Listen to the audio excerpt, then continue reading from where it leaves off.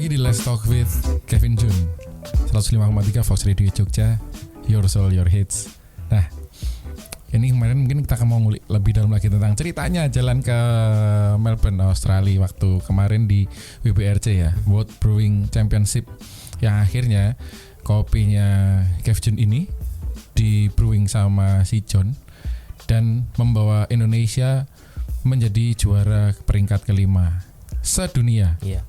Nggak cuman se-Asia Tenggara nih, nggak cuman ke Asia Pasifik nih, tapi sedunia loh ini ya, peringkat 5 sedunia. Bawaannya tuh, kita pengen nanya tentang perjuangan bawaannya. Wah, gitu kan ya. Bawaannya ke sana. Setelah tadi kita ulik dikit bahwa ternyata kan beda tempat punya beda rasa. Ada juga peraturan-peraturan imigrasi yang beda banget antara Indonesia sama Australia waktu itu. Mungkin juga ada transit juga yang beda juga, ganti pesawat dan sebagainya, peralatan yang berbeda gitu. Ada cerita-cerita menarik nggak sih Kevin waktu kemarin bawa pinnya ke Singapura, ke mana? Ke Australia, Melbourne gitu. Jadi kalau kemarin kita udah jaga-jaga nih bikin plan-plannya itu. Jadi memang udah kita pisahin antara yang kabin sama yang bagasi. Soalnya kan pesawat dari Jakarta ke Changi, Singapura, terus ke Melbourne. Nah dari Jakarta ke Changi, karena ada transit takutnya ada apa-apa. Itu transit bagasinya lama juga gitu? Lumayan lama. Kayak waktu itu 3 atau 4 jam gitu. Dan ganti pesawat ya? Iya, ganti pesawat.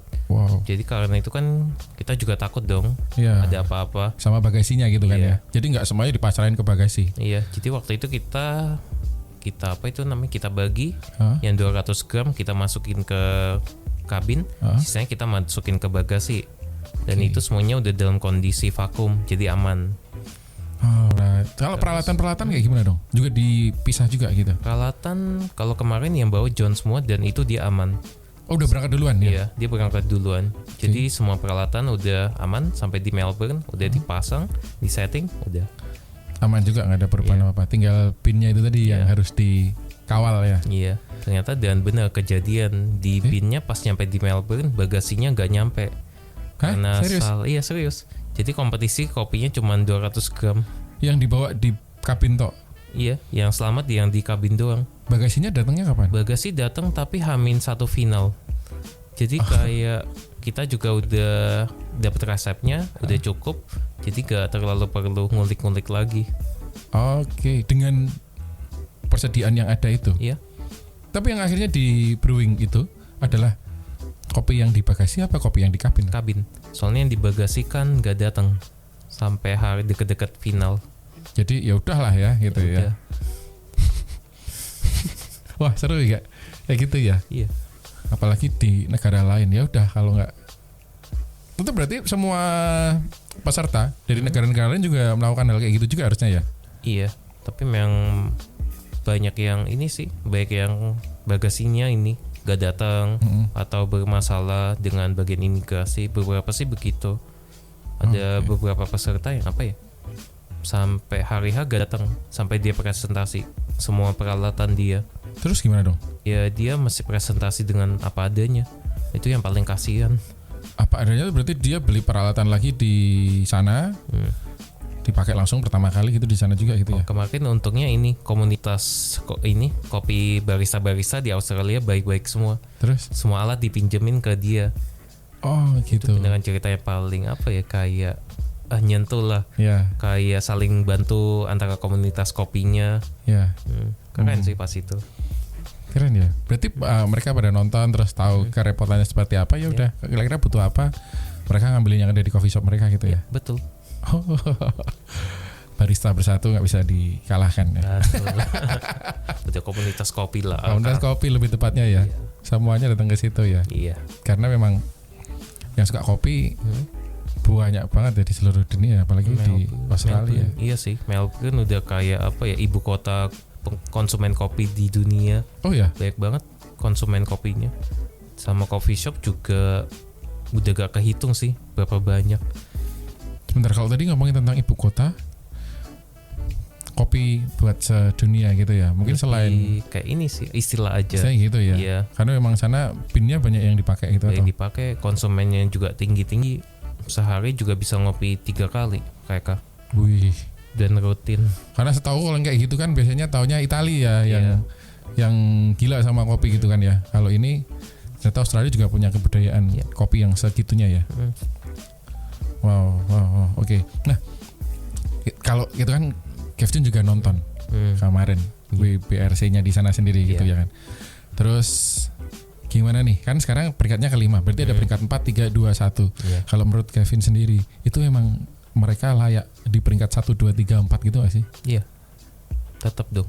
Persiapan mereka lebih mateng. Mungkin kita kan juga udah kayak udah bersyukur banget lah dapat peringkat 5 dengan persiapan yang agak banyak trouble-nya juga, kopinya juga segitu, dan persiapannya juga nggak panjang-panjang amat. Jadi kita juga udah bersyukur sih bisa 5. Dan itu juga bukan perjuangan yang pendek lah. Karena itu pertama kali Indonesia bisa tembus final di 6 tahun kompetisi ikut di dunia. Secepat itu ya. Cuma 6 tahun aja prosesnya, dan setiap tahun memang ngirim juga. Iya, setiap tahun ngirim, tapi pertama kali final baru John Christopher. Langsung masuk ke peringkat 5 juga. Iya. Wow, oke. Tapi kalau ngelihat ini, boleh tahu nggak sih peringkat pertama nonton nggak waktu itu presentasinya? Pertama, iya, memang bagus.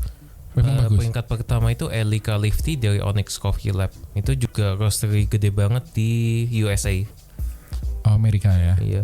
Nah itu memang tepat sekali, enak sekali, dan bisa dibikin nggak sih misalnya tuh di Jogja gitu? Apanya? Itu resepnya si juara satunya. Sebenarnya gitu. resepnya bisa, cuman kalau resep kopi itu ngikutin dari kopi yang dia bawa. Jadi kayak yang tadi aku bilang cocok-cocokan juga. Iya sih ya, nanti contohnya gitu ya. Iya. Belum tentu juga ada kopinya di sini gitu ya. Iya, kopinya memang dia cukup langka sih. Memang dia datang sendiri ke Inmaculada, Kolombia buat milih sendiri kopinya. Cerinya? Iya, enggak lotnya yang dia mau green bean.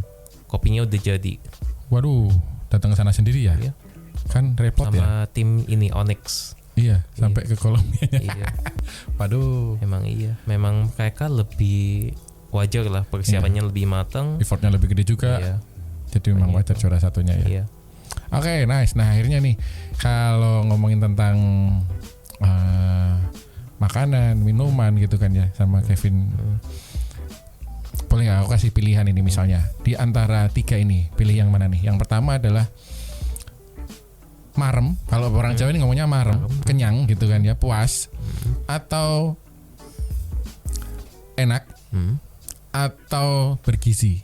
Harus pilih salah satu. Pilih salah satu ya. Iya. Enak tapi masih balance sih, tetap masih ada gizinya. Nggak bisa pilih salah satu, harus pilih salah satu. No. Ya enak dulu. Enak dulu ya, nomor 1 harus enak dulu ya. Baru nomor 2-nya yang bergizi. Yang ketiga baru maremnya. Kayak maremnya ya, kenyangnya gitu ya. Oke, nah itu juga mempengaruhi nggak sih sama pilihan-pilihan Kevin dalam milih bean kopi gitu? Sepertinya secara agak langsung sih ngaruh juga sih. Kayak ya semakin jujur aja sama kopinya. Kalau ini enak, kalau ini kurang, atau ini masih bisa diulik, kayak gitu-gitu sih. Jadi memang gitu tadi ya, ada apa namanya? Dicari dulu enaknya dulu, gitu kan ya. Habis itu walaupun tadi itu dapatnya misalnya nggak banyak, tapi nyobain rasanya dulu. Yang cocok yang kayak gimana, yang perlu diulik yang kayak gimana gitu kan ya. Iya betul. Terus juga mau perhatiin nggak sih Kevin tentang itu kandungan-kandungan yang ada di kopinya gitu-gitu juga? Kalau kandungan kayak misalnya kafeinnya ya. Kafein, nutrisinya dan sebagainya gitu. Kafein lebih ini sih, membatasi aja. Kayak maksimal sehari 3-4 cup itu udah maksimal. Soalnya kan berlebihan bahaya kan kafein. Oh iya benar, bahaya juga. Kayak tahu batas lah kita. Menyadari juga ya. Iya harus dong. Oke, Kevin mungkin ada pesan-pesan buat teman-teman yang berkutat di bidang kopi, ataupun juga ini sobat Fox yang lagi ngedengerin yang suka sama kopi gitu. Apa ya? Apapun gitu mungkin pesannya. Kalau misalnya untuk barista stay humble aja, sama tetap itu namanya apa istilahnya, kalau tetap di usaha yang konsisten itu. Iya konsisten sih. Iya konsisten dengan usahanya. Ya, istiqomah. Sama istiqomah ya, sama tetap semangat lah. Kalau misalnya di kopi. Itu barista nih buat barista. Ya, untuk barista. Kalau buat konsumen ngopinya banyak yang enak-enak. Semoga juga banyak ketemu Kang Rama di bar ini, coffee shop. Jadi kan biar lebih baik dialog, obrolan kan. Oh ya. Kalau buat bisnisnya, buat pelaku bisnisnya gitu. Kalau barista kan cuma nyeduh ya kan. Buat pelaku bisnisnya ada nggak yang disampaikan sama Kevin? Kalau pelaku bisnis, tetap semangat dalam menjalankan bisnis kopi. Walaupun ada naik turunnya, pasti suatu saat kan kita juga naik juga. Tetap masih semangat sih. Oke, tetap optimis ya karena tadi tuh ada naik turunnya tapi pasti akan ada naiknya juga. Iya, ketika udah saatnya dapat rezeki pasti akan dapat. Berarti kuncinya tadi itu ya konsisten dan konsisten itu ntar akan nemu jalannya sendiri ya. Iya, betul. Oke, Sobat Fox. Ada yang terakhir mau disampaikan juga dari Kev Jun? Mau sampaikan apa? Terima kasih Fox Radio udah mengundang diriku ke sini. Ya. Dan asik juga ya bisa ngobrol kayak gini santai. Terima kasih juga loh, kita senang banget ini dari kemarin cari caranya kayak gimana nih bisa ketemu atau bisa ngulik tentang kopi sama yang sudah diakui bahkan ya kalau dibilang ya sudah diakui kopinya itu secara internasional cocok dan juga diseduh dengan yang baik juga tentu saja. Karena kita nggak bisa datengin, bisa cocok kalau misalnya 2 orang gitu kan, Kev Jun sama si John jadi satu di sini kan, wah seru ya pasti. Asik, seru sih. Tambah koki lagi udah. Iya. Wah bisa jadi podcast lama nih, waktunya nggak bisa dibatasin nih. Oke, terima kasih Kev Jun udah datang ke Let's Talk with Fox Radio Jogja. Jadi terima kasih sudah datang ke sini sekali lagi. Terima kasih juga. Let's Talk with Kevin Jun kita akhiri di sini ya. Terima kasih ya. Oke, Sobat Fox. Tetap dengerin 105,3 Fox Radio Jogja, Voice of Kutus-Kutus.